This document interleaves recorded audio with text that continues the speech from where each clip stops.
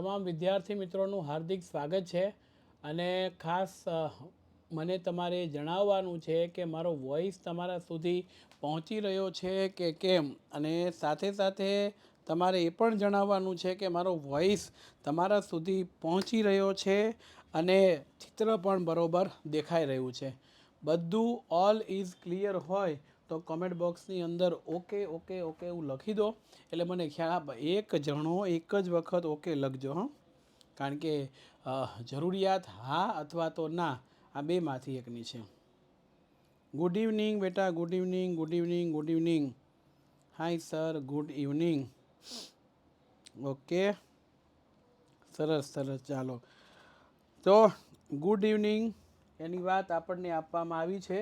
તો હવે A1 batch આજે આપણે 2 ચેપ્ટરો ક્લિયર કરીશું. એક રિવિઝનની અંદર સૌથી પહેલું એ ચેપ્ટર નંબર 6 અને પછી જે છે એ ચેપ્ટર નંબર 7. ઓકે, તો બધાને ખબર છે અને બધાને આનંદ આવી ગયો છે. તો લેટ્સ સ્ટાર્ટ ચેપ્ટર 6. જય શ્રી કૃષ્ણ, રાધે રાધે. બધા જ વિદ્યાર્થી મિત્રોને આવો આવો આવો, નમસ્તે નમસ્તે નમસ્તે. ચાલો, પ્રકરણ નંબર 6, ભારતના સાંસ્કૃતિક વારસાના સ્થળો. આ પ્રકરણમાંથી 2 માર્ક્સના 2 ક્વેશ્ચનો પૂછાવાની શક્યતા ખરી અને એક ઓબ્જેક્ટિવ ક્વેશ્ચન પૂછાવાની શક્યતા, એટલે 3 માર્ક્સનો આપણો સરસ મજાનો ક્વેશ્ચન હોય, 3 માર્ક્સનો ગુણભાર હોય, એમાં જનરલ ઓપ્શન આવતા હોય ત્યારે આ વધતું હોય છે. જેમ કે પહેલા પ્રકરણની અંદર 3 માર્ક્સનો ગુણભાર હોય તો જે પહેલાં અથવાના આવતા એની જગ્યાએ 2 ફરજિયાત થઈ ગયા હોય તો 5 માર્ક થાય. તેવી રીતે આમાં છે. ઓકે, રેડી બધાને? કમ્પ્લીટ.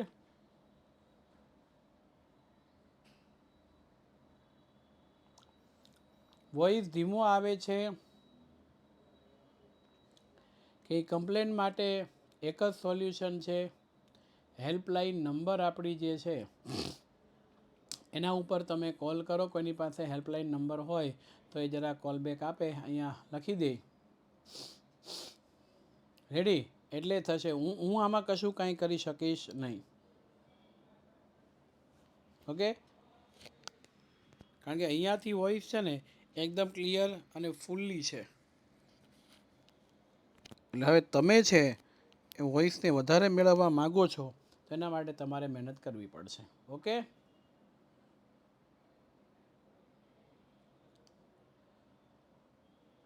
ચાલો હવે ધ્યાન. તો 2 માર્ક્સના 2 ક્વેશ્ચનો આવી શકે અને એક ઓબ્જેક્ટિવ ક્વેશ્ચન આમાંથી પૂછી શકાય પ્રકરણ નંબર 6 માંથી. એ પ્રકરણ નંબર 6 આપણે ચાલુ કરી દઈશું. ભારતના સાંસ્કૃતિક વારસાના જે સ્થળો છે એની વાત આપણે કરીશું. સૌથી પહેલાં અજંતા ઇલોરાની ગુફા. તમે જુઓ, નામ અજંતા ઇલોરા બોલાય સાથે પણ અલગ અલગ. સૌથી પહેલાં અજંતા, આ અજંતા કેવ્સ તરીકે આપણને આપ્યું છે. આ જે આખી અજંતા છે, અજંતા ઇલોરાની ગુફાની જો વાત કરવામાં આવે, મેં તમને કીધું કે આમાંથી 2 ગુણના 2 પ્રશ્ન છે એ આપણને પૂછી શકાય. 2 ગુણના 2 પ્રશ્ન અને એક ઓબ્જેક્ટિવ ક્વેશ્ચન તરીકે આપણને પૂછી શકે છે. રેડી? ચાલો હવે જુઓ, અજંતા મહારાષ્ટ્ર રાજ્યના ઔરંગાબાદ જિલ્લાના અજંતા ગામ પાસે આવી એટલે નામ અજંતા પડ્યું છે. સહ્યાદ્રી પર્વતને કોરીને ઘોડાની નાળ એટલે યુ આકારામ. ઘોડો હોય એના પગની નીચે આ પ્લેટ લગાડવામાં આવે જેનાથી ઝડપથી ચાલી શકે અને એ પડી ન જાય, લપસી ન પડે એટલા માટે. તો એ મુદ્દો છે. એમાં 29 ગુફા આવેલી છે અને આ ગુફાને 2 ભાગમાં વહેંચ્યા, ચિત્રકલા આધારિત ને શિલ્પકલા આધારિત. એમાં ગુફા નંબર 1, 2, 10, 16 અને 17 નંબર ભીંતચિત્ર અજોડ છે અને આનો મુખ્ય વિષય બૌદ્ધ ધર્મનો છે. સાથે સાથે બીજી એક સરસ મજાની જો આપણે વાત કરીએ તો આ ચૈત્ય અને વિહાર ગુફા છે. 9, 10, 19, 26, 29 નંબરની ગુફા છે. બરોબર છે? એ ચૈત્ય, બાકીની ગુફાઓ વિહાર છે. અને એમ કહેવાય છે કે એક સમયે વિસરાઈ ગયેલી આ ગુફા 1819 અંગ્રેજી કેપ્ટન જ્હોન સ્મિથે સંશોધન કર્યું, એને મળી. સંસાધિત એટલે મળી. અને સમયની સાથે સાથે આના ઉપર અસર થઈ એટલે ગુફાચિત્ર ભીંતચિત્રો છે એને નુકસાન થતું ગયું. ક્ષીણ થવું એટલે નુકસાન થતું ગયું છે. ચિત્રકલા, શિલ્પકલા, સ્થાપત્ય કલાના અપૂર્વ સુમેળ રૂપ આ બધી ગુફા કલા સર્જનમાં ભારત છે વિશ્વની અંદર ગૌરવ અપાવ્યું એવું કહી શકાય. આ અગત્યની ગુફા તરીકે તમારે તૈયાર કરવી. ઇલોરાની ગુફા છે, મારી તમારી વચ્ચે આવી ગઈ છે, તો એ પણ આપણને પૂછાય છે. ઇલોરાની જે ગુફા છે ને તેની જો વાત કરવામાં આવે તો ઇલોરાની ગુફાની અંદર બહુ સરસ ઔરંગાબાદ પાસે ઇલોરાની ગુફા આવેલી છે. આ 34 ગુફાના સમૂહો છે. ખાસ જરા ધ્યાન રાખજો, આ 34 સમૂહો છે. એમાં 1 થી 12 બૌદ્ધ ધર્મને લગતી ગુફા, 13 થી 29 હિન્દુ ધર્મને લગતી, 30 થી 34 જૈન ધર્મને લગતી ગુફા છે. અલગ અલગ પ્રકારના ધર્મમાં અલગ અલગ પ્રકારની ગુફાઓ અહીંયા આવેલી છે. અને રાષ્ટ્રકૃત વંશના રાજાઓના સમયની અંદર હિન્દુ ધર્મની ગુફાનું નિર્માણ થયું. એમાં 16 નંબરની ગુફા છે, એમાં કૈલાસ મંદિર આવેલું છે. આ તમને 2 માર્ક્સના પ્રશ્નમાં પૂછાય તો નોંધ લખો કૈલાસ મંદિર. તો લખવાનું ભાઈ આ મંદિર છે એક જ પથ્થરમાંથી કોતરીને બનાવ્યું, 50 મીટર લાંબુ, 33 મીટર પહોળું, 30 મીટર ઊંચું છે. અને એવું કહેવાય છે કે આ ગુફા ઈસવીસન 600 થી 1000ના કાળની એટલે કે એ સમયની છે, એ વર્ષની છે એવું કહી શકાય. અને આમાં ભારતીય સભ્યતાની વાત કરીએ તો બૌદ્ધ ધર્મ છે, હિન્દુ ધર્મ છે અને સાથે સાથે જૈન ધર્મ છે. એ બધાના આખી સુમેળ સમન્વય છે એ આની અંદર થાય. હા, કૈલાસ મંદિર 2 માર્ક્સની અંદર આવી શકે. એવી જ રીતે આ સરસ મજાનો પરિસર એલિફન્ટાની ગુફા છે. તો આ એલિફન્ટાની ગુફા છે એની જો વાત કરીએ તો એ મુંબઈની અંદર જોજો 12 કિલોમીટર દૂર દરિયા કિનારા ઉપર આવેલી છે, અરબ સાગરની અંદર. અને એમાં 7 છે. આ નામ પોર્ટુગીઝ એલિફન્ટા પોર્ટુગલ કે આ જગ્યા ઉપર પોર્ટુગીઝ લોકો આવ્યા ત્યારે એણે સમુદ્રના કિનારે કેટલાક પથ્થરોમાં હાથી એટલે એલિફન્ટની મૂર્તિઓ જોઈ, એને નામ આપ્યું આ હાથીના શિલ્પના કારણે. અને એમાં ત્રિમૂર્તિ નામની મૂર્તિ આ છે. ત્રિમૂર્તિ નામની એમાં ભગવાન શ્રી બ્રહ્માજી, વિષ્ણુજી, મહેશજી અને શંકરજી છે. ભાઈ અજયભાઈ આ બરોબર છે. તમે ગુણની વાત કરો છો તો આ ગુણ તો અહીંયા હું લખતો જાઉં છું. કેટલા માર્ક્સનું છે એ પણ મેં શરૂઆતમાં કહી દીધું છે. અને એક આ યાદ રાખવાનું કે 1987માં યુનેસ્કોએ વૈશ્વિક વારસાના સ્થળની યાદીની અંદર એને સમાવેશ કરી દીધો અને ત્યાંના સ્થાનિક જે માછીમારો છે એ ધારાપુરી નગરી તરીકે ઓળખે છે. મહાબલીપુરમ. હવે આ મહાબલીપુરમ છે ને એ પરીક્ષાની અંદર આપણને બહુ ઓછું પૂછાય છે, પણ 3 વસ્તુ હું તમને કહી દઉં જે ઓબ્જેક્ટિવમાં યાદ રાખવાની. એક, મહાબલીપુરમ છે એ શેના માટે જાણીતો કે મંદિર સ્થાપત્ય અને સાગર કિનારા માથે છે. હવે મહાબલીપુરમ નામ કોના ઉપરથી પડ્યું તો બીજું, એના રાજા મહાબલીપુરમ એનું નામ મહામલ્લ, નરસિંહવર્મન પ્રથમ એનું ઉપનામ મહામલ્લ એના નામ પરથી પડ્યું. બરોબર છે. પછી એમાં રથ મંદિરો છે. એમાં 2 તો રથ મંદિરો એમાં વિલીન થઈ ગયા, ડૂબી ગયા. પેલું આપણે 3જા પાઠની અંદર જોતા હતા તે.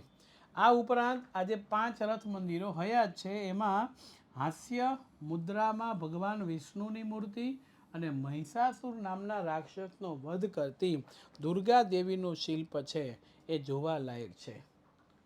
આ 4 ઓબ્જેક્ટિવ છે, ખાસ તમારે એમાંથી કરવાના છે, પરીક્ષાની અંદર પૂછાય છે. ओहो कौन सा टेम्पल आया है ये आप कमेंट में लिख दीजिए. कौन सा टेम्पल आया है ये कमेंट में लिख दीजिए. અને હવે આપણે વાત કરીશું પટ્ટદકલ. આમાંથી પણ આપણને ઓબ્જેક્ટિવ જ પૂછાય છે. કયા ઓબ્જેક્ટિવ પૂછાય છે? તો અહીંયા ધ્યાન રાખવાનું, કોની રાજધાની હતી? તો કે ચાલુક્ય વંશની રાજધાની હતી. નિર્માણ ક્યારે થયું? 7મી 8મી સદીમાં. અને સૌથી મોટું ભગવાન શિવ, તેને વિરૂપાક્ષ તરીકે ઓળખાય, એનું મંદિર ક્યાં છે? તો એ મંદિર અહીંયા છે પટ્ટદકલ. એ સૌથી મોટું મંદિર ત્યાં છે. પછી ખજુરાહોના મંદિરો છે. આ આપણને પરીક્ષામાં 2 ગુણની અંદર પૂછાય છે, એટલે ખાસ જરા ધ્યાન રાખવું. ખજુરાહો છે એની વાત કરશું. મધ્યપ્રદેશના છતરપુર જિલ્લામાં ખજુરાહો ખાતે આ મંદિરો આવ્યા છે.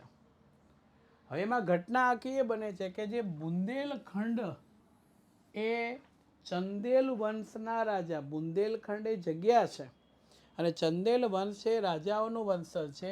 એની રાજધાનીનું સ્થળ હતું લગભગ ઈસવીસન 905 થી 1050. ઘણાની જૂની ટેક્સ્ટબુક હોય તો 905 હોય, નવી હોય તો 950 હશે, પણ બંનેને આપણે માન્ય રાખવું પડશે. ટેક્સ્ટબુકમાં ચેન્જીસ થતાં આમાં જરાક ચેન્જીસ થયો છે, તો આ તમારે ખાસ ધ્યાન રાખવાનું છે. આ મંદિરોમાં મોટા ભાગે જો વાત કરીએ 80 મંદિર છે, 25 જેટલા હયાત છે. ભાઈ સમય જેમ જેમ વીતતો જેમ નાશ નાશ નાશ વિનાશ થતો જ જાય. જેની ઉત્પત્તિ છે તેનો વિનાશ છે. તો અહીંયા મુદ્દો આપણને આપ્યો છે કે મોટા ભાગના મંદિરો ભગવાન શૈવ મંદિરો છે, શિવજીના. કેટલાક વૈષ્ણવ મંદિરો છે, કેટલાક જૈન મંદિરો છે, અને બધાની રચના શૈલી છે એ ધીમી છે, બધાની એક સરખી ગણાવી શકાય તે. બીજું 64 યોગિનીનું મંદિર છે. આ મંદિરનું તોરણ, અલંકાર, તોરણ એટલે પ્રવેશ દ્વાર, ખૂબ જાણીતું છે. અને બધા મંદિરો ગ્રેનાઇટના પથ્થરમાંથી બન્યા છે, આરસ પહાણના પથ્થરમાંથી બનાવવામાં આવ્યા હતા. અને આ આખું ખજુરાહોનું નિર્માણ શૈલી થઈ ગયું. એટલે પ્રવાસીઓ ત્યાં આવે શેના માટે? એક તો એની શિલ્પકલા જોવા માટે, બીજું તો કે મૂર્તિકલા અને વાસ્તુની દ્રષ્ટિએ કઈ રીતે એની ગોઠવણી કરી છે ને એ જોવા માટે થઈ અને આ લોકો અહીંયા આવે છે. બહુ સરસ છે. कोणार्कનું सूर्य मंदिर एग्ज़ाम रूम में आप जब भी जाए, स्कूल की एग्ज़ाम हो या बोर्ड की एग्ज़ाम हो, कोणार्क का ये सूर्य मंदिर 100% पूरी तरीके से अच्छी तरीके से पढ़ कर जाए, क्योंकि ये सबसे most popular famous important question है जो कि 2 मार्क्स में आएगा. 2 मार्क्स के लिए सबसे अच्छी बात है. रेडी? चलिए. ઓડિશા રાજ્યના પુરી જિલ્લાની અંદર બંગાળામાં કોણાર્કનું સૂર્ય મંદિર આ 13મી સદીમાં ગંગ વંશના રાજા નામે નરસિંહવર્મન પ્રથમે બનાવ્યું. આ રથ 7 અશ્વ વડે ખેંચાતો સૂર્યનું રથનું સ્વરૂપ છે. 12 એની અંદર વિશાળ પૈડા છે, જે 12 મહિના છે ને એનો ઉલ્લેખ કરે છે. અને પ્રત્યેક ચક્રની અંદર પૈડામાં 8 આરા આવેલા છે, જે દિવસના 8 પ્રહર દર્શાવે છે. રૂપાંકન એટલે આ બધી ગોઠવણી, વિવિધતા એની બાબતની અંદર એ દુનિયામાં જાણજો. કાળા કલરના પથ્થરો છે એનો ઉપયોગ થયો, એટલે એ કાળા પેગોડા તરીકે પણ ઓળખાય છે. ડોન્ટ વરી બીએપી, આપણે લેશું એટલે આવી જશે. આવી ગયું? આ મંદિર કાળા પેગોડા તરીકે ઓળખવામાં આવે છે. ઓબ્જેક્ટિવની અંદર પૂછાય કાળા પેગોડા તરીકે કયું મંદિર? તો કોણાર્કનું સૂર્ય મંદિર. દિવ્ય, જોવું ગમે તેવું, તેજસ્વી, સાંસારિક, સજાવટી ત્રણેય બાબતમાં જોવા જઈએ તો એ વખતે ઓડિશા રાજ્યની સંસ્કૃતિ કેવી હતી એ આની અંદર નિર્માણ થયું છે. એટલે કાળા કલરના પથ્થરમાંથી નિર્માણ થયું, એટલે એને કાળા પેગોડા તરીકે ઓળખવામાં આવે છે. આ મોસ્ટ આઈએમપી ક્વેશ્ચન છે, તૈયાર કરીને જવો 2 માર્ક્સની અંદર. કઈ નોટમાં છે છોકરાઓ? ઓહો, કેવું! આ એક મંદિર એવું છે કે જેના પરિસરમાં તમે પહોંચો ને તો સીધો ગર્ભગૃહ નહીં આવે. અહીંયાથી આ ભાગ આખો અંદર થઈને જવાનો, પછી અહીંયા ટેમ્પલ, અહીંયા આ પ્રવેશ દ્વાર અહીંયાથી જવાય, એટલે માણસ અહીંથી ચાલતો હોય આમ ચાલી અને પછી અહીંયા સુધી ગર્ભગૃહ સુધી પહોંચે છે. ઓકે, તો થંજાવુરની વાત આપણને આપવામાં આવી છે. બૃહદેશ્વરનું મંદિર છે જે આપણને 2 ગુણમાં પૂછાય છે. આ આઈએમપી છે. તમિલનાડુ રાજ્યના તાંજોર જિલ્લાના થંજાવુરમાં બૃહદેશ્વરનું મંદિર છે.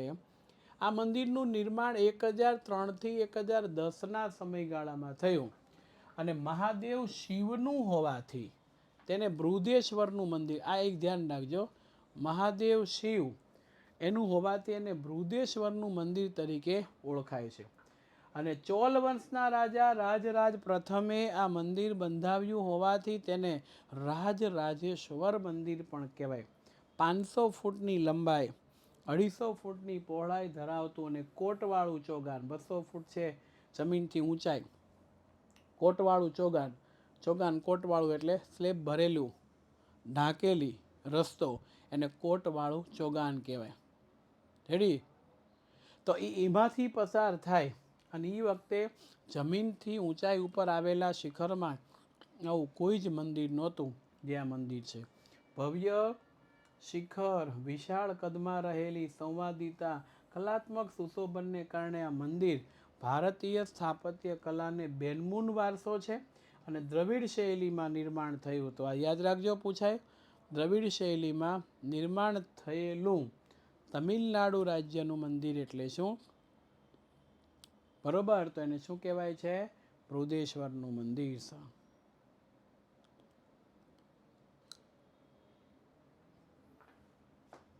હા, કોટ એટલે આ મેં વાત કરી ને, અહીંયા મેં કીધું આને કોટ કહેવાય. બાંધકામ કરેલું હોય એની અંદરથી તમે પસાર થાવ એટલે કોટવાળું ચોગાન કહેવાય ને એમાંથી તમે પસાર થઈને જાઓ છો. હું સમજાવી ગયો પણ તમારું ધ્યાન નહીં. વિશ્વના સૌથી ઊંચો સ્તંભ મિનાર.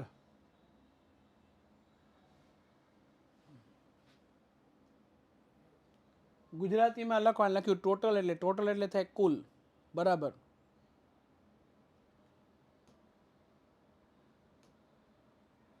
હા, કુતુબ મિનાર. હા, તૈયાર કરીને જવું.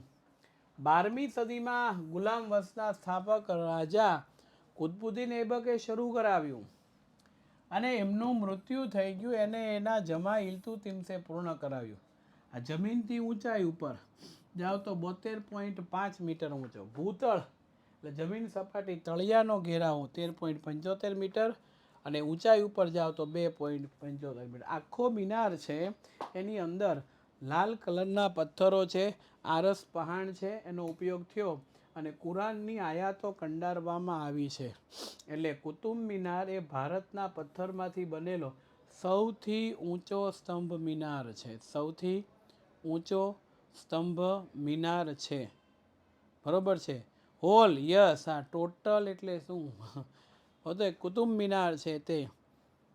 અને હવે બરોબર ધ્યાન રાખજો, દિલ્હીની અંદર આવેલો છે. આ છે હાય હમ્પી.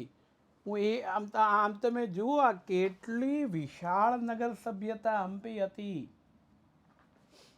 અને હમ્પીમાં પેલા કયા રાજા થઈ ગયા? કૃષ્ણદેવરાય. પેલા તેનાલી રામન એ કૃષ્ણદેવરાય છે એની વાત આપણને આપી છે. ચાલો, હમ્પી તૈયાર કરીને જવું, આ આપણને પૂછાય છે.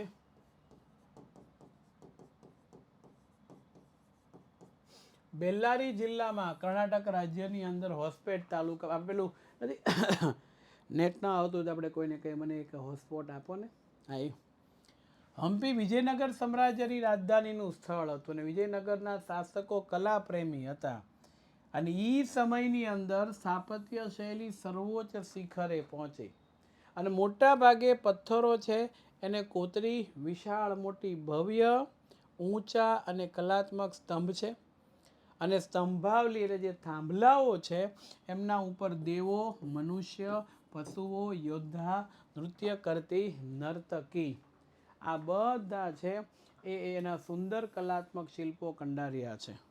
અને એ વખતની અંદર, હા, તેનાલી રામાની સિરિયલ આવતી ને એ વખતે વિઠ્ઠલ મંદિર છે, હજારારામ મંદિરનું નિર્માણ થયું અને ઉપરાંત વિરૂપાક્ષ મંદિર શ્રી કૃષ્ણ અચ્યુતરાયના મંદિર પણ હે અચ્યુતરાય ભગવાન અચ્યુતમ કેશવમ કૃષ્ણ દામોદરમ રામ નારાયણમ जानकी वल्लभम कौन कहते हैं भगवान आते नहीं बायश नहीं बाय मीरा के जैसे बुलाते नहीं अच्युतम केशवम कृष्ण दामोदरम राम नारायणम जानकी वल्लभम.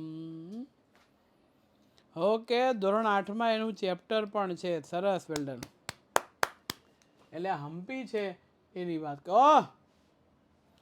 હુમાયુનો મકબરો, આમાંથી ઓબ્જેક્ટિવ સવાલ આવે. હુમાયુનો મકબરો છે ને, એમાંથી ઓબ્જેક્ટિવ પ્રશ્ન છે એ આપણને પૂછી શકાય, એટલે જરા વાહ વાહ કરજો. જો ઓબ્જેક્ટિવ પૂછાય. હુમાયુનો મકબરો દિલ્હીની અંદર આવેલો છે અને હુમાયુના મૃત્યુ બાદ એમની પત્ની હમીદા બેગમ છે એ બનાવે છે. હુમાયુની આત્મકથા હુમાયુનામા છે એ કોણે લખી હતી? એમણે લખી હતી. અને ઈરાની શૈલીમાં નિર્માણ પામેલો આ મકબરો લાલ પથ્થર અને સફેદ પથ્થરનો ઉપયોગ કુશળતાથી થયો. આખો તમે મકબરાનો ફોટો જુઓ તો લાલ પથ્થર, સફેદ પથ્થર બહુ કુશળતાથી એની અંદર વાપરવામાં આવ્યા છે. આગ્રાનો કિલ્લો આને કહેવાય લાલ કિલ્લો, પણ મોટો લાલ કિલ્લો તો દિલ્હીની અંદર આવ્યો છે. ત્યાંથી વડાપ્રધાન પ્રતિ વર્ષે રાષ્ટ્રધ્વજ વંદન કાર્યક્રમ કરાવે છે. રેડી?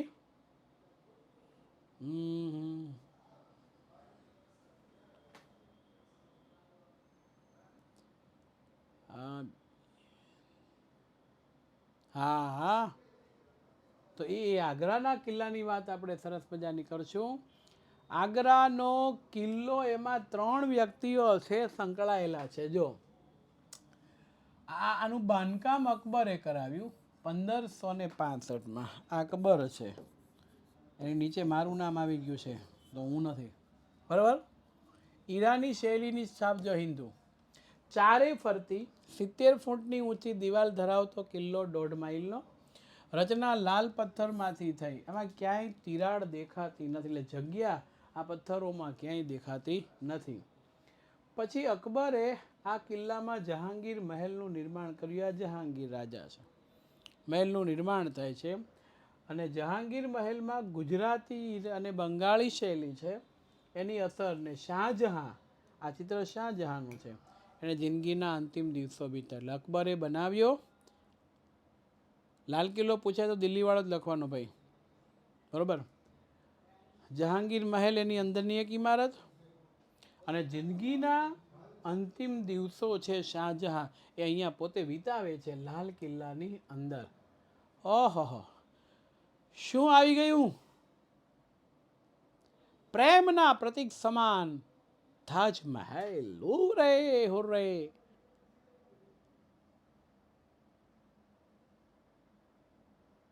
રેડી? લાલ કિલ્લો એમ આ કિલ્લો અગત્યનું. મારી દ્રષ્ટિએ મોસ્ટ આઈએમપી છે.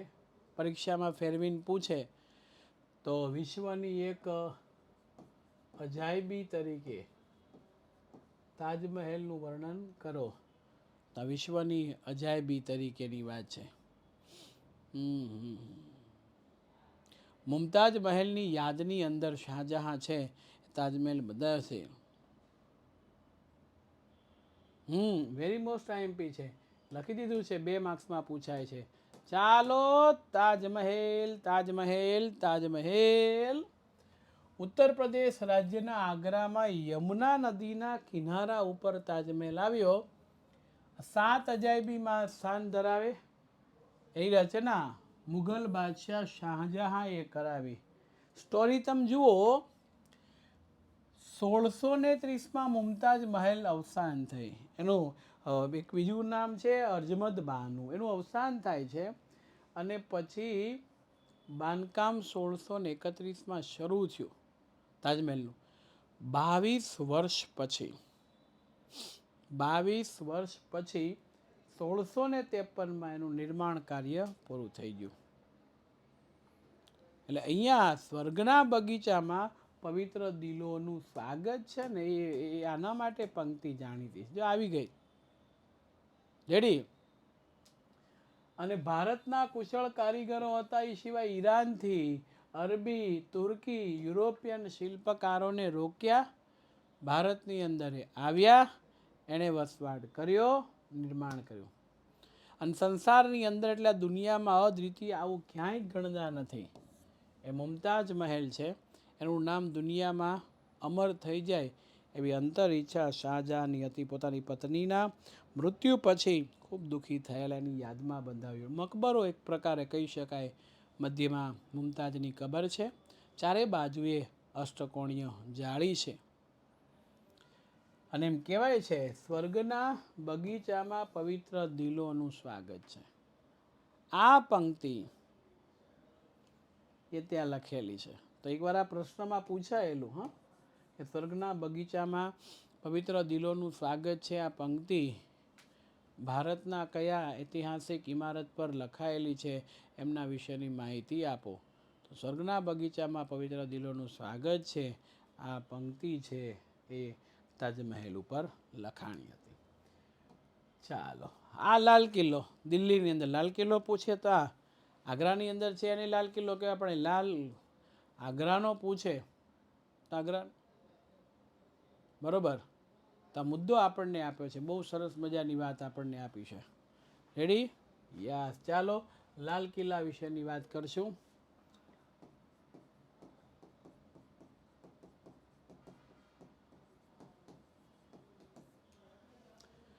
ખૂબ અગત્યનો, દિલ્હી સ્થિત લાલ કિલ્લાનું નિર્માણ શાહજહાંએ 1639માં કરાવ્યું અને લાલ પથ્થરમાંથી આખું નિર્માણ થયું. ફોટોગ્રાફમાં તમે જોયો એટલે લાલ કિલ્લો તરીકે ઓળખવામાં આવે છે. કઈ નોટ છે? ચલણી નોટ. રૂપિયા કેટલા? વાહ વાહ વાહ વાહ વાહ, આવડે તો છે. એમાં બીજી કઈ કઈ ઇમારતો હતી? દીવાને આમ, દીવાને ખાસ મનોહર ઇમારતો હતી.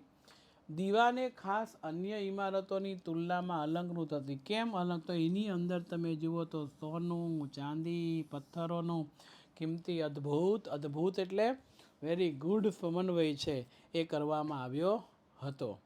એટલે આ મુદ્દો અહીંયા આપણને આપવામાં આવ્યો છે. હવે જુઓ, લાલ કિલ્લાની અન્ય ઇમારતોમાં પાછું જ આ હતું: રંગમહેલ, મુમતાજનો શીશ મહેલ, લાહોરી દરવાજા, મીના કારીગરી, મુગલ ગાર્ડન વગેરે. અને એ જ જગ્યામાં શાહજહાંએ પોતાના બેસવા માટે કલાત્મક મયુરાસન આસન બનાવ્યું હતું સોના ચાંદીથી મળી. અને એ ઈરાનથી જે નાદિર શાહ નામનો રાજા આવે છે લઈ જાય છે. અને ભારતના વડાપ્રધાન પ્રતિ વર્ષે આ કિલ્લા ઉપરથી ધ્વજવંદન કાર્યક્રમ કરાવે છે. સલામી આમદે સારે જહાં સે અચ્છા હિન્દોસ્તા હમારા સારે જહાં સે અચ્છા હમ बुलबुले है उसकी वो गिलसिता हमारा सारे जहां से अच्छा. આવું સરસ મજાનું. તો એ સરસ મજાના કિલ્લાનું નિર્માણ થયું છે. તો યાદ રાખજો, લાલ કિલ્લા ઉપરથી પ્રતિ વર્ષે રાષ્ટ્રીય તહેવાર 15મી ઓગસ્ટ અને 26મી જાન્યુઆરીએ જે વડાપ્રધાન હોય છે ને એ રાષ્ટ્રધ્વજ વંદન કરે વડાપ્રધાન દ્વારા. બરોબર? એટલે વડાપ્રધાન છે એ ધ્યાન રાખવું. હવે ખાલી ખોટી કોમેન્ટ બધા બંધ કરી દેશે, નહીતર હું ધીરે ધીરે કરતાં બ્લોક કરી દઈશ તમને. આજે મારે તમને કહેવું પડે છે. છેલ્લા 5 લેક્ચરથી બહુ સારું હતું, પણ આ થોડુંક વધતું જાય છે. એટલે બધાને ખાસ વિનંતી કે ખોટી કોમેન્ટ હવે બંધ કરી દેશો.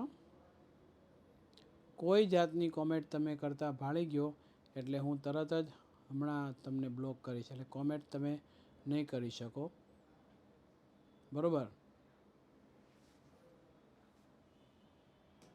ચાલો, બુલંદ દરવાજો, આમાંથી આપણને ઓબ્જેક્ટિવ સવાલો છે પૂછાય છે. ઓબ્જેક્ટિવ સવાલો ખાસ પૂછાય છે એટલે ખાસ તમારે ધ્યાન રાખવાનું છે. ઉત્તર પ્રદેશમાં આગ્રાથી 26 માઇલ દૂર ફતેહપુર સિકરી આવેલું છે. અને આ ફતેહપુર સિકરીમાં સૂફી સંત સલીમ ચિશ્તીની યાદમાં આ શહેર બનાવ્યું, પોતાની રાજધાની બનાવી. અને આ બાંધકામ એને 1569માં શરૂ કર્યું, 1572 સુધી. અહીંયા ઘણી બધી ઇમારતો બાંધકામ છે. એમાં એક બિરબલનો મહેલ, બીબી મરિયમનો સુનહલા મહેલ અને તુર્કી સુલતાન, અહીંયા તુર્કી શબ્દ, તુર્કી સુલતાનો છે એનો મહેલ, જામે મસ્જિદ, બુલંદ દરવાજો શ્રેષ્ઠ. આ દરવાજો 41 મીટર પહોળાઈ ધરાવે અને 50 મીટરની એ સરસ મજાની શું ધરાવે છે? ઊંચાઈ. તમે જુઓ આ રીતે 41 મીટર 50 મીટર. આ ચારે બાજુની દિવાલ ભલે નાની રહે કિલ્લાની, પણ એનો દરવાજો આ તમે જો માણસો અહીંયા ઝીણા ઝીણા લાગે છે, બરોબર? ફતેહપુર સિકરીની બીજી જાણીતી ઇમારતમાં જોધાબાઈનો મહેલ, પંચમહેલ, શેખ સલીમ ચિશ્તીનો મકબરો, દીવાને આમ, દીવાને ખાસ, જ્યોતિષ મહેલ એ નોંધપાત્ર છે. गोवा है, गोवा तो किसको नहीं पसंद है, सबको पसंद है गोवा. घूमने का स्थल है. ऑब्जेक्टिव सवाल કે ગોવાની અંદર મોટા ભાગે ચર્ચ, જેને દેવળ કહી શકાય, એ આવેલા છે. તો એની વાત આપણે કરવાની છે. હા, યુનિટ ટેસ્ટમાં પૂછાયું હતું તો એવું જ અહીંયા છે.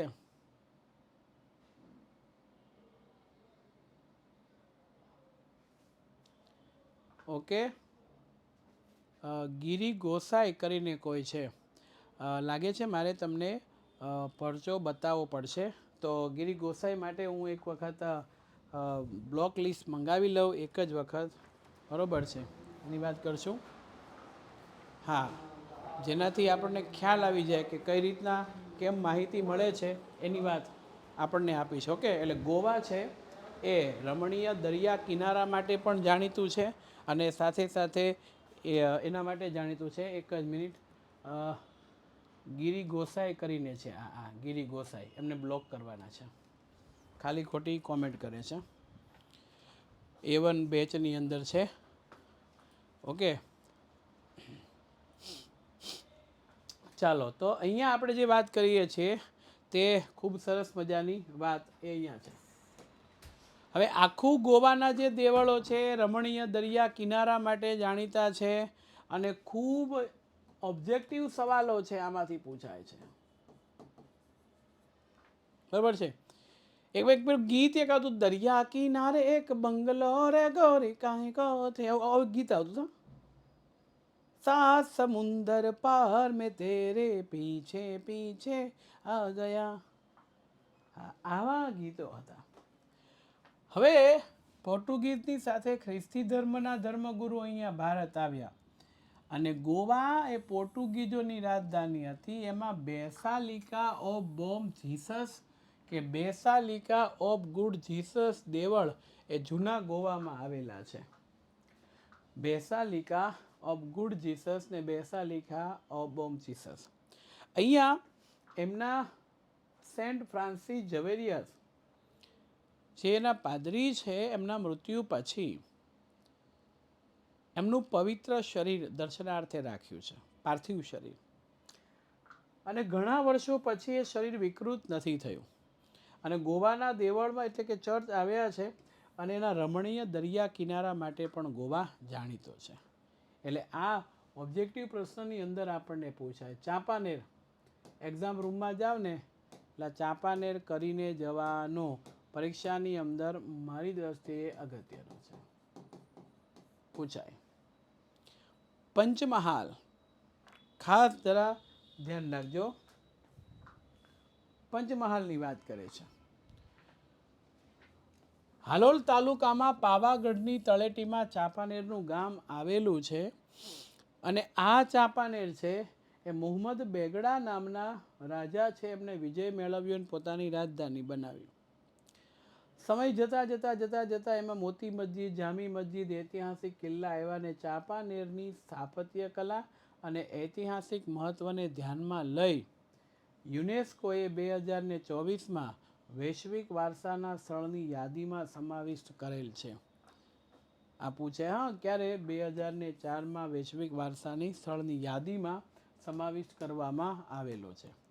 ગુજરાતના સાંસ્કૃતિક વારસાના સ્થળો ઓલરેડી પ્રકરણ નંબર 3 એમાં આપણે ભણી ગયા છીએ તે છે, બરોબર?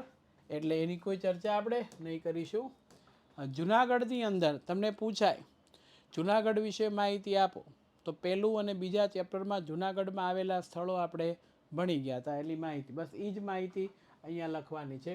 આ 2 ગુણની અંદર પૂછી શકાય. જુનાગઢ એકવાર આવ્યું હતું અને અમદાવાદ પણ 2 ગુણની અંદર પૂછાય. તો આવા શહેરો પૂછાય, અમદાવાદ કે જુનાગઢ, તો એના વિશે કોઈ નિબંધ નથી લખવાનો, માત્ર ને માત્ર એમાં આવેલા જે શહેરો છે, સ્થળો છે, એમની યાદી છે એ લખવાની છે, બીજું કશું એમાં લખવાનું નથી.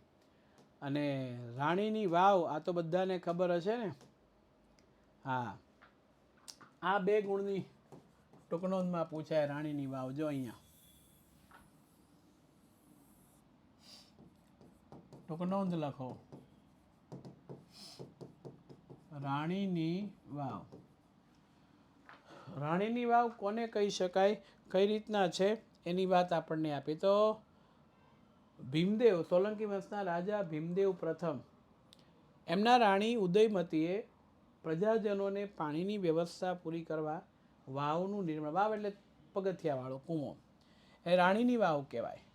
અને 2014માં યુનેસ્કો છે એના દ્વારા વૈશ્વિક વારસાના સ્થળની યાદીમાં આપવામાં આવ્યું, બરોબર છે. અને ₹100ની જે ચલણી નોટ અત્યારે વાસ્તવમાં છે એમાં આ રાણીની વાવ છે એનો ઉલ્લેખ છે. અને પાટણમાં ઈસવીસન 1140માં સિદ્ધરાજ જયસિંહ છે એમણે સહસ્ત્રલિંગ તળાવ પણ બનાવ્યું હતું. પછી આ બધા યાત્રાના સ્થળો છે, મેશ્વા નદીના કિનારે પ્રાચીન સ્થાપત્ય કલા એ પણ બેનમૂન છે. અને સાથે સાથે આટલું જાણવું ગમશે એ આ છે. વાવ છે ને એ પગથિયાવાળો કૂવો, સ્ટેપવેલ છે, 1 મુખી, 2 મુખી, 3 મુખી, 4 મુખી, બરોબર. અને એને નંદા, ભદ્રા, જયા, વિજયા એવા નામથી ઓળખાય છે. એટલે આ પ્રકરણ નંબર 6ની વાત આપણે કરી, બરોબર છે. આ એક યાદ રાખવાનું છે, ઓબ્જેક્ટિવમાં આ પૂછાય છે, બરોબર. તો આ પહેલું મહાબલીપુરમ તમિલનાડુ, કૈલાસ મંદિર કાંચીપુરમ તમિલનાડુ, બૃહદેશ્વરનું મંદિર તાંજોર તમિલનાડુ, વિરૂપાક્ષનું મંદિર પટ્ટાદકલ કર્ણાટક, પરશુરામેશ્વરનું મંદિર ભુવનેશ્વર ઓડિશા, વેંકટપેરુપાળનું મંદિર કાંચીપુરમ તમિલનાડુ. ઓબ્જેક્ટિવમાં પૂછાય છે, આ ધ્યાન રાખજો, બોલ્યો તે રેડી. જે લોકોને કોઈ પણ પ્રકારની તકલીફ હોય એ જરાક મને વોટ્સઅપમાં મેસેજ કરી શકશે, ગ્રુપમાં મારો નંબર હોય, બરોબર. આ આઈએમપી છે, એક્ઝામ રૂમમાં જાતી વખતે આ પ્રશ્ન તૈયાર કરીને જવાનો. રેડી, આ જરા ધ્યાન રાખજો. હવે પ્રાચીન સમયમાં તીર્થભૂમિ હતું, 4 ધામની યાત્રા, 12 જ્યોતિર્લિંગ ભારતની અંદર પ્રસિદ્ધ છે.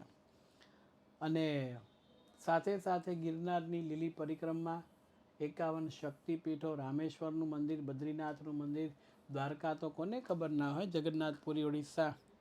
એ દ્વારિકાનો નાથ મારો રાજા રણ છોડ છે, એણે મન માયા લગાવડી રે, એણે મને માયા લગાડી મારવાલા, એણે મને માયા લગાડી રે, દ્વારિકાનો નાથ મારો રાજા રણ છોડ છે, એણે મને માયા લગાડી રે. અને 32 જેટલા સાંસ્કૃતિક અને પ્રાકૃતિક વારસાના સ્થળોને વૈશ્વિક વારસાની અંદર સમાવિષ્ટ કર્યો છે. એટલે આ સવાલ છે, આપણને પરીક્ષામાં પૂછાય છે. હા. એ ઓખો તો દુનિયાથી નોખો કહેવાય, મારા દ્વારિકાના નાથની વાત જ નો થાય. હવે ચેપ્ટર 9 મારે લેવું છે, ચેપ્ટર નંબર 7. ચાલો મિત્રો, ચેપ્ટર નંબર 6 ક્લિયર થઈ ગયું. જે લોકો જાગતા હોય તે કોમેન્ટ બોક્સમાં હવે ઓકે લખો. હું કહું ત્યારે જ કોમેન્ટ કરવાની, અને કહું એટલે બંધ થઈ જવાની, નહીતર તરત જ તમે બ્લોક થઈ જશો. બરોબર? એટલે કોમેન્ટ બોક્સની અંદર તમે વિદ્યાર્થી મિત્રો ઓકે લખો, એટલે મને ખ્યાલ આવે કે બધા જ વિદ્યાર્થીઓ જાગી રહ્યા છે. અને હવે આપણે પ્રકરણ નંબર શરૂ કરવાના છીએ, અને એ છે 7મું ચેપ્ટર. તો માય ડિયર ફ્રેન્ડ, 7મું ચેપ્ટર છે. આપણે લઈએ તો આમાંથી ભાગ્ય એટલે શું? ક્યારેક જ 2 માર્ક્સનો કોઈ એક ક્વેશ્ચન પૂછાય છે, પણ આમાંથી ઓબ્જેક્ટિવ સવાલ, ઓબ્જેક્ટિવ એટલે 1 ગુણના 3 પ્રશ્ન પૂછાઈ શકે. આની શક્યતા સૌથી વધારે છે. લોંગ ક્વેશ્ચનમાં તો કદાચ 2 માર્ક્સના ક્વેશ્ચનમાં તો ભાગ્ય આવવાની શક્યતા, પણ 3 ગુણના જેનો ગુણભાર આપ્યો છે એમાંથી ઓબ્જેક્ટિવ આવવાની શક્યતા છે. રેડી? કેટલા વિદ્યાર્થીઓ અત્યારે લાઈવ છે એ જરા મને કોમેન્ટ બોક્સમાં જાણ કરો ને. 100થી વધારે વિદ્યાર્થી લાઈવ હોય તો આપણે ચાલુ રાખીએ, ને અત્યારે આપણે ક્લોઝ કરીએ, બંધ કરીએ.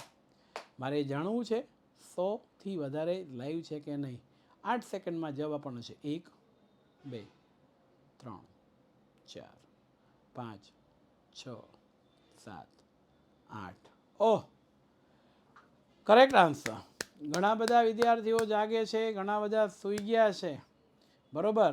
तो जितने लोग जग रहे हैं उसी से प्रार्थना कि ये आप सिलसिला चालू रखे. देखिए, हाँ, तो अभी हम बात करते हैं सांस्कृतिक वारसाना स्थળની आवश्यकता. ये आवश्यकता वैविध्यपूर्ण છે. વારસો, સાહિત્ય, શિલ્પ સ્થાપન, વિવિધ કલાઓ, પ્રાકૃતિક વારસાનો સમાવેશ થાય. કુદરતી માનવ સર્જિત પરિબળોની પ્રતિકૂળ એટલે કે ખરાબ અસર અને સંરક્ષણ કરવું જરૂરી છે. જે આપણા માટે મહત્વનું છે એનું રક્ષણ કરવું ખૂબ જરૂરી છે. આપણા માટે મહત્વનું છે એનું રક્ષણ કરવું જરૂરી છે. જેથી વ્યવસ્થાપન માટે હકારાત્મક પોઝિટિવ દ્રષ્ટિકોણ કેળવવાની જરૂર છે. અને આ બધું ક્યાંથી આવ્યું? તો કે એક ભારતના નાગરિક તરીકે આપણે જાગૃત નથી એટલે આ બધું આવે છે. એ મુદ્દો ખાસ તમારે મહત્વનો છે. એટલે વારસાનું સંરક્ષણ કરવું એના કારણોસર આજે બન્યું છે. બીજો આ એક સવાલ છે, બરોબર છે, એ પણ ખાસ કંઈ પૂછાતો નથી. એ ડોન્ટ વરી, બી હેપી, તમારે કરવાની જરૂરિયાત નથી. ઓકે, હવે જે ચાલશે તે અગત્યનું છે. એ અહીંયાથી પર્યટન ઉદ્યોગ ને આપણો વારસો. આ કદાચ 2 ગુણમાં પૂછી શકાય એવો પ્રશ્ન છે. મોટા ભાગે આમાંથી પૂછાય છે ઓબ્જેક્ટિવ સવાલો. રેડી? ઓકે, ચાલો. કોણ મને કહે છે તમારી સ્કૂલની પ્રિલિમ પરીક્ષા છે એ કઈ તારીખથી શરૂ થાય છે? એ મારે જાણવું છે. એટલે કોમેન્ટ બોક્સની અંદર મને કોમેન્ટ કરજો, એટલે ખ્યાલ આવે કે કઈ તારીખથી તમારી સ્કૂલની પ્રિલિમ પરીક્ષા શરૂ થઈ રહી છે. સરસ મજાનું રિવિઝન કરતાં શાળાની પરીક્ષાઓનું પણ આપણે ધ્યાન રાખવું પડશે. એટલે એ મુદ્દો છે. અલગ અલગ સ્કૂલોમાં અલગ અલગ, મોટાભાગે 27, 28, 29 તારીખથી શરૂ થતી હોય છે. તો એ શાળાની જે એક્ઝામ છે એના માટેનું પ્રિપેરેશન પણ કરવાનું છે. જોઈએ, દેશ વિદેશના પ્રવાસીઓ ભારતની અંદર આવે છે ત્યારે આ પર્યટન ઉદ્યોગથી વિકાસ થાય છે. કે પરિવહન ઉદ્યોગનો લાભ થાય, રાજ્યમાં આર્થિક લાભ થાય, ટેક્સનો, લોકોની સાંસ્કૃતિક કલાઓ છે એ મળે, પરંપરા વિશ્વ સમક્ષ પ્રગટ કરવાની છે. આ ઉપરાંત સ્થાનિક લોકોને રોજગારી મળે, લુપ્ત થતી કલાઓને નવજીવન મળે છે. તમે જુઓ, પર્યટન ઉદ્યોગથી લોકોને આવક મળે કઈ રીતે? તો સૌથી મહત્વનું એ છે કે આ અભ્યાસક્રમો દાખલ થયા તો લોકો હરવા ફરવા ગયા એટલે ટુરિઝમ ગાઈડ છે એનો વ્યવસાય એક તો વિકસ્યો. બીજું કે વિદેશી પર્યટકો આવવાથી વિદેશી હુંડિયામણ ભારતને મળે, બહારથી આવે એના નાણાં અહીંયા આપે, આપણા નાણાં લે અને વાપરે. સાંસ્કૃતિક વારસા સ્થળની આસપાસ પાણી, રેલવે, સંદેશા વ્યવહારની સુવિધાઓ થવા મળી અને પર્યટન ઉદ્યોગના સ્થળ ઉપર પહેલાં ફોટોગ્રાફીવાળાને આવક મળે.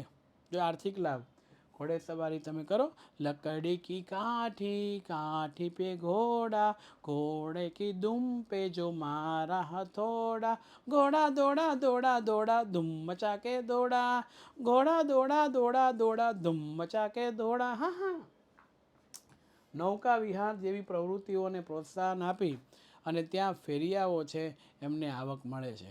અને આલુ લે લો, કાંદા લે લો,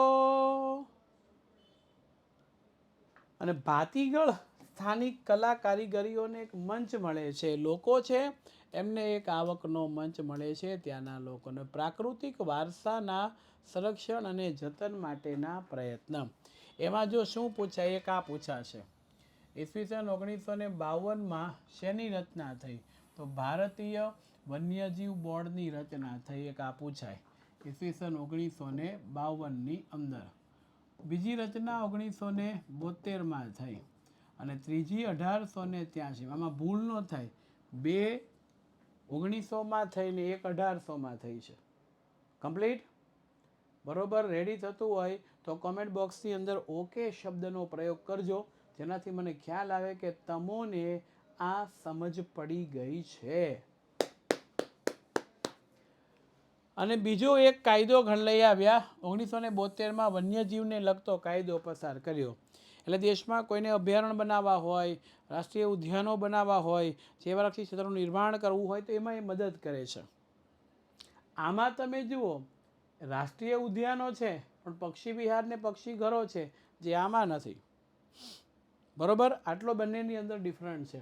પણ માત્ર ને માત્ર સરકાર તો બિચારા કેટલું કરે, તો કેટલીક સેવાભાવી સંસ્થાઓ છે. એ ત્રીજું 1883ની અંદર સ્થપાયેલી મુંબઈ પ્રાકૃતિક ઇતિહાસ સમિતિ એ સૌથી જૂની છે, કારણ કે કેટલીક સેવાભાવી સંસ્થાઓ છે એ પણ આ પ્રકારનું કાર્ય કરે છે. અને હાલમાં ગીર ફાઉન્ડેશન, નેચર ક્લબ વગેરે સંસ્થાઓ પણ પર્યાવરણનું જતનનું ઉપયોગી કાર્ય કરે છે. તો ચોક્કસ પ્રકારનું જતન થાય એ ખૂબ જરૂરી છે. મિત્રો, આ ત્રણ વસ્તુ છે. એમાં આ એક પૂછાય છે 2 માર્ક્સની અંદર કેટલીક વખત. એમાં આપ્યું હોય આ પ્રશ્ન છે, ભારતીય નિધિ વેપાર કાનૂન 1876 સમજાવો. તો ભારતીય નિધિ વેપાર કાનૂન 1876માં નાગરિકને અચાનક કોઈ પૌરાણિક વસ્તુ, ઘર ખોદતા, મકાન ગાળતા, ખેતી કામ કરતા, કૂવો ખોદતા જો મળી આવે તો આવા તમામે તમામ અવશેષોને પુરાતત્વ વિભાગના ખાતાને માપીને જાણ કરવાની હોય છે અને તેથી સંગ્રહાલયમાં જાળવી શકાય. મિત્રો, પુરાતત્વ ખાતું 5000 જેટલા સ્મારકોને જાળવે છે. 2 ઘટના અહીંયા બની હતી એનું મારે તમને ઉદાહરણ આપવું છે. વિશ્વની 7 અજાયબીમાંનું એક આગ્રાનો તાજમહેલ છે. મથુરાની રિફાઇનરી આ ઓબ્જેક્ટિવમાં પૂછાય. એના કારણે ધુમાડો, વાયુ પ્રદૂષણથી એ પીળું થતું ગયું, રંગ ઝાંખો પડતો ગયો, શાઇનિંગ ઓછું થતું ગયું અને એ જ વખતે તરત જ એક્શન લેવાના આ મથુરાની રિફાઇનરીઓ બંધ કરાવવામાં આવી. તો એ મુદ્દો છે. આંધ્રપ્રદેશમાં કૃષ્ણા નદી છે, એમાં નાગાર્જુન સાગર યોજના બહાર પાડતા સંગમેશ્વર મંદિર અને પાપનાશમ મંદિર સમૂહો સમુદ્રના પાણીની અંદર વિલીન થઈ ડૂબી જતા હતા. એને પણ બચાવી લેવામાં આવ્યા હતા. એટલે એ આલમપુર ખાતે સફળતાથી ખસેડવામાં આવ્યા હતા. તો માય ડિયર ફ્રેન્ડ, સંગ્રહાલયની જાળવણી આ પૂછાય. આમાંથી ઓબ્જેક્ટિવ ખાસ પૂછાય છે. અતિ મૂલ્યવાન કલાકૃતિ અંગેનો કાયદો સરકારે 1972માં અમલમાં મૂક્યો. કયા વર્ષમાં? ઈસવીસન 1972ની અંદર અમલની અંદર મૂકે છે. અને ઈસવીસન 1972માં જેવો કાયદો અમલમાં મૂકે છે કે તરત જ જે વસ્તુ અતિ મૂલ્યવાન છે, વર્ષોથી આપણી જાળવણી કરવી પડે એવું છે, ચકાસણી કરવી પડે એવી છે, એવી બધી વસ્તુઓને સંગ્રહ કરવામાં આવ્યો. દુનિયાની અંદર, દેશની અંદર કંઈ કેટલી એવી વસ્તુઓ છે કે જે બધી વસ્તુઓની જાળવણી આપણે કરવી પડે એમ છે, અને એની વાત આપવામાં આવશે. અજાયબી એટલે 7 અજુબા. ઓકે, મ્યુઝિયમની વાત કરી છે. જૂના પુરાણી વસ્તુઓ તમે જો મ્યુઝિયમ હોય ઘણા બધા, મ્યુઝિયમની અંદર આ બધું આપવામાં આવે. ખબર તમને? એટલે આ 7 અજુબા ઇસ દુનિયા મેં, એ માનો એક છે. ચાલો, અહીંયા બેઠેલા તમામ વિદ્યાર્થીઓ દિલઠામ કે તમારી પાસે પાઠ્યપુસ્તક જો હોય ને તો પાઠ્યપુસ્તકની અંદર આ કોષ્ટકને જુઓ. આ કોષ્ટક છે, એમાંથી ઓબ્જેક્ટિવ પૂછે. આમાંથી આ ખૂબ જ અગત્યનું કોષ્ટક છે, કારણ કે આમાંથી એક ગુણના પ્રશ્ન પૂછાય છે. ધ્યાન રાખજો, કેટલા? એક ગુણના પ્રશ્ન છે એ આમાંથી પૂછાય છે. એટલે ખાસ બધાએ ધ્યાન રાખવાનું છે. પાણી પીવા દો. આ પાણી પી લો ને, હું ક્યાં ના પાડતો છું? હું તો ક્યારનો તમારી સામે છું, હું પાણી પીતો જ નથી.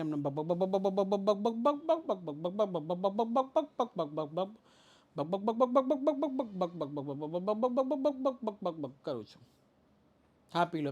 ઓબ્જેક્ટિવમાં પૂછે. હા, કેમ પૂછાય? આમ કે ભાઈ રાષ્ટ્રીય સંગ્રહાલય ક્યાં આવ્યું? તો કે દિલ્હીની અંદર. ભારતીય સંગ્રહાલય ક્યાં? કોલકાતામાં. Chhatrapati Shivaji Maharaj prince of Wales museum Mumbai. સારંગર સંગ્રહ હૈદરાબાદ. રાષ્ટ્રીય માનવ સંગ્રહ ભોપાલ. લાલભાઈ દલપતરામ સંગ્રહાલય. LD institute of Indology Ahmedabad. Mahavir Jain આરાધના કેન્દ્ર ગાંધીનગર. હેમચંદ્રાચાર્ય ગ્રંથાલય પાટણ ને વડોદરા. મ્યુઝિયમ ને પિક્ચર ગેલેરી વડોદરા. એટલે આને તમારે ખાસ તૈયાર કરવું. જોડકામાં ખાસ પૂછાય. પછી MCQ વાળા સવાલ છે, એની અંદર પૂછી શકાય.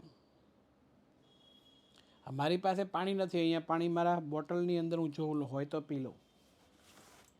હા, બોટલમાં થોડું છે, ગળું ભીનું કરું જરાક. કેટલું નીકળે જો.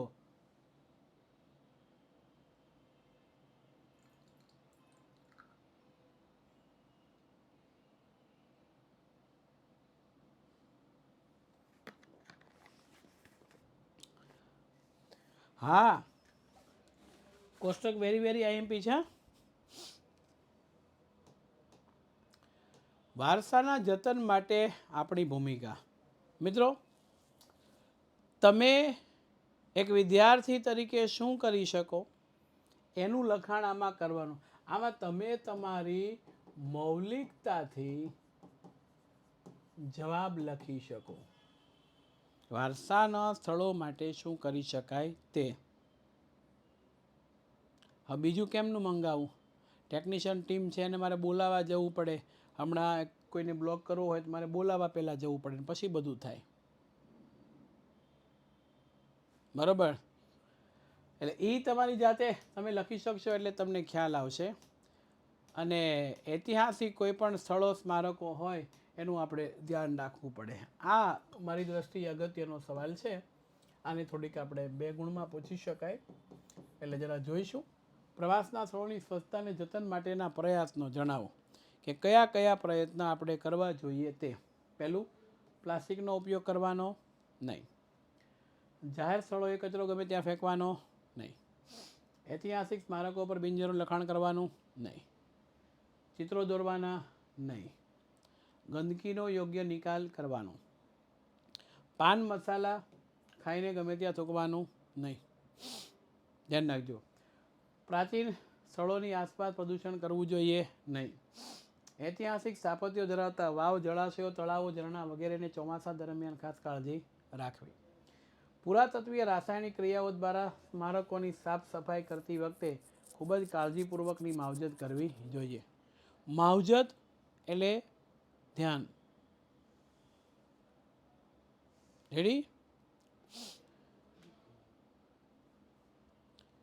ગિરી ગોસાઈ એ માનવતાની નાતે મેં પાછા તમને એડ કર્યા હોય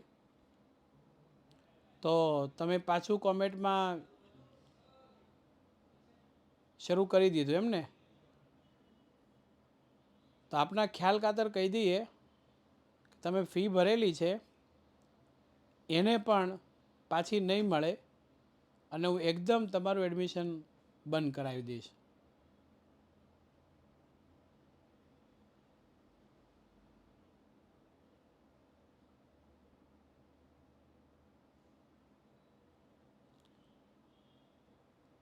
અહીંયા બહુ ખરાબ રીતે તમે જે વાહિયત કોમેન્ટ કરો છો વગર કામની.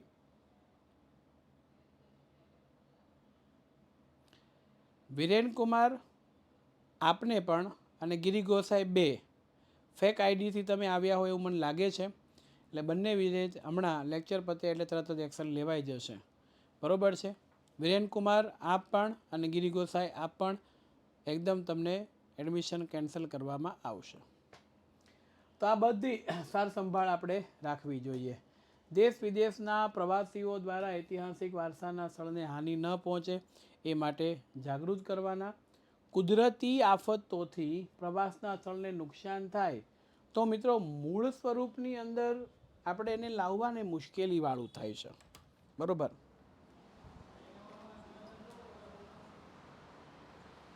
તો મૂળ સ્થળેથી એ ખસી ન જાય એ ખાસ આપણે ધ્યાન રાખવું જોઈએ. એની વાત આપણને આપવામાં આવી છે. અને વિવિધતામાં એકતા. ક્લાસરૂમની અંદર જાઓ ત્યારે આ સવાલ કરીને જજો. મોસ્ટ આઈએમપી છે. ભારતીય સંસ્કૃતિ વૈવિધ્યપૂર્ણ વારસો ધરાવે છે. વિવિધ જાતિ, જ્ઞાતિ, ધર્મ, સંસ્કૃતિઓ, રિવાજો, ભાષાઓ આ બધાનો સમન્વય ભારતમાં થયો અને એટલે ભાતીગળ વિવિધતાવાળી સંસ્કૃતિનું સર્જન અહીંયા થઈ શક્યું. આ પહેલો સવાલ પૂછાય. દુનિયામાં ભારતે શું આપ્યું? તો વસુદેવ કુટુંબકમની ભાવના આપી. આ વેદકાળથી પ્રચલિત છે. શું અમને ચારે દિશોએથી સારા અને શુભ વિચારો પ્રાપ્ત થાવ એ કયા વેદમાં આપ્યું છે? ઋગ્વેદમાં આપ્યું છે. દરેક વ્યક્તિ સારો વિચાર કરી શકે એ માટેનો પ્રયત્ન આપ્યું છે. અને શિકાગોની ધર્મ પરિષદમાં કોણ ગયું હતું? સ્વામી વિવેકાનંદજી ગયા હતા. એ પૂછાય. એમણે એવું કીધું છે કે મને કહેતા ગર્વ થાય છે હું જે ધર્મનો અનુયાયી છું, પ્રતિનિધિ છું, તે ધર્મ વિશ્વને વિશ્વ બંધુતાના પાઠ શીખવે છે. ભારત બિન સાંપ્રદાયિક દેશ છે અને ધર્મની દ્રષ્ટિએ સંસારના પ્રમુખ મોટા મોટા ધર્મોનું મિશ્રણ છે ને અહીંયા જોવા મળે છે. હિન્દુ ધર્મ, બૌદ્ધ ધર્મ, જૈન ધર્મ, પારસી ધર્મ, ઇસ્લામ ધર્મ, ઈસાઈ ધર્મ બધાનો સમન્વય અહીંયા જોવા મળે છે. જ્યોતિધરોએ ભારત વર્ષ એવું નામ આપ્યું. અને આ પૂછાય ભારતની કેટલી નદીઓનો સમાવેશ છે? 7 નદીઓ કે જે ભારતની પ્રાર્થનાની અંદર સમાવેશ છે. ઋષિ મુનિઓ દયાનંદ સરસ્વતીજી હોય, વિવેકાનંદજી હોય, ગાંધીજી હોય, આ બધાએ વિવિધતામાં એકતા વિકર બરોબર છે એ સ્થાન આપ્યું. તો અહીંયા ઓમ શાંતિની વાતો છે એ શરૂઆત થઈ. નદીઓને પણ લોકમાતા કહેવામાં આવે છે એટલે એ છે. વિવિધતામાં એકતા એ ભારતીય સંસ્કૃતિનું આગવું લક્ષણ છે. આ ચિત્ર તમને આપ્યું હોય અને ઓબ્જેક્ટિવ પ્રશ્ન પૂછાય ચિત્ર શું બતાવે છે? તો આ ચિત્ર બતાવે છે વિવિધતામાં એકતા. બરોબર? વિવિધતાની અંદર એકતા બતાવે છે આ ચિત્ર. એટલે આ ખાસ તમારે પૂછાય છે, ધ્યાન રાખવાનું છે. ઓકે? અને અહીંયા પ્રકરણ છે એ આપણે પૂર્ણ જાહેર કરીએ છીએ અને સાથે જ ફરીથી આવતીકાલના લેક્ચરની અંદર મળીશું. ત્યાં સુધી રજા આપશો. જય હિન્દ, જય ભારત, જય જય ગરી ગુજરાત. આવજો આવજો. Bye-bye bye-bye bye-bye.